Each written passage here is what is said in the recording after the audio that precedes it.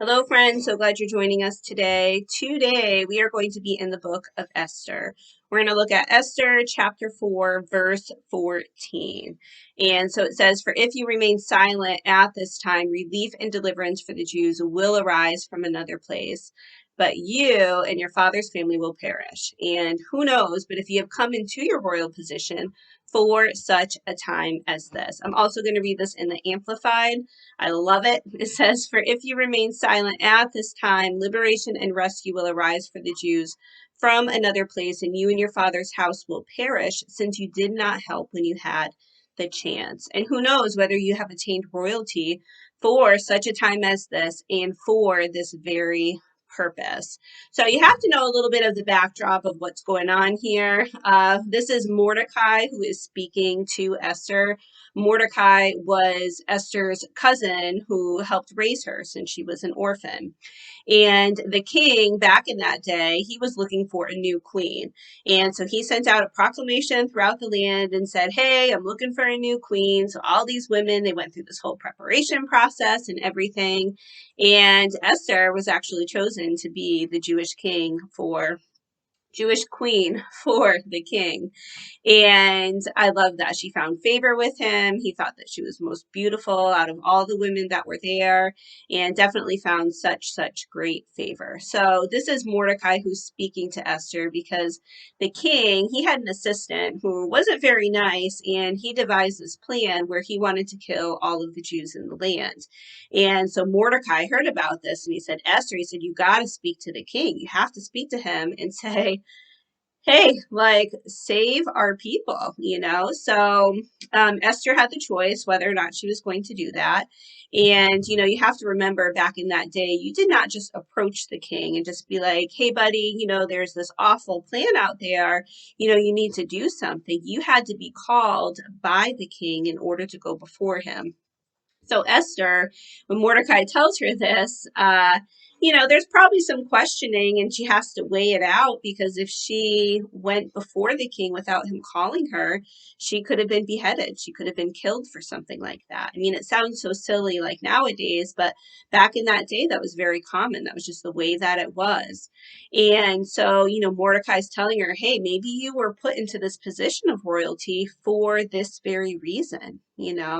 And I love that. And if you know the story, you know that Esther does go before the king. She does find favor. And the king's assistant, who had this pretty crappy plan, he was no longer. So there definitely was a good ending to that because of her obedience and her step of just using her voice and speaking to the king, being bold in that. And I love that. I love the verse where it says, "For perhaps you've been born for such a time as this." I say that to you, you listening. Perhaps you've been born for such a time as this. This is something I speak to myself sometimes when I'm struggling and the Lord's asked me to do something, whether it's large or even sometimes whether it's very, very minor, and I'm battling, or, I'm questioning, the Lord will say, "Perhaps you've been born for this time. Perhaps you've been born for this." I have a sign that I bought at TJ Maxx a couple weeks ago, and I was just browsing the aisles and it caught my attention. And it says, "I want every girl to know that her voice can change the world." And I saw it and I'm like, "Oh, I like that." And then I'm like, but then I looked at it some more and I'm like, well, I want to kind of change it a little bit. I'm like, I want every guy or girl, it's not just girls, to know that their voice can change the world.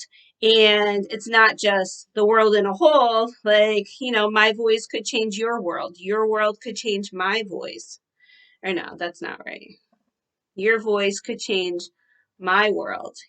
So it's just one of those things where, we have power within our voice, power within our tongue. And, if the Lord asks us to do something or to say something, are we going to be obedient to that? Our very words or our very actions that we could do for somebody could change the whole trajectory of their life. I mean, clearly, when it comes to salvation, if we're talking to somebody about Jesus and they accept and they make Jesus their Lord and Savior, their whole life is changed. Like, they are no longer bound for hell, but they are bound for heaven. That still gets me. That's one of the most beautiful miracles that ever takes place. I always cry every time, somebody comes to know the Lord, because I'm like, their world is forever changed, like forever changed. I love it, love it, love it. So I would encourage you, if the Lord is speaking to you or he's asking you to do something, just to have that boldness to do that, because you have no idea the impact that that could have on somebody's life. And, often I think sometimes we struggle with that and we're like, that doesn't make sense. That's weird. Like, Lord, why are you asking me to do this? Are you sure I'm hearing you clearly? Can you give me a sign or two or three or whatever? And it may not make sense to us, but it may make perfect sense to the person on the receiving end. And the Lord knows, we just have to trust him, trust him that he's not going to lead us astray, trust him that, even when he takes us outside of our comfort zone, that he's going to meet us there. He is, sometimes we may get it wrong. Sometimes, whatever may happen, but, I want to live my life and be at the end of my life and be like, I did everything that he asked me to do. I want to have that obedient heart. And even if it makes me look like a fool, So, anyways, so I pray that that encourages you. I pray that that blesses you.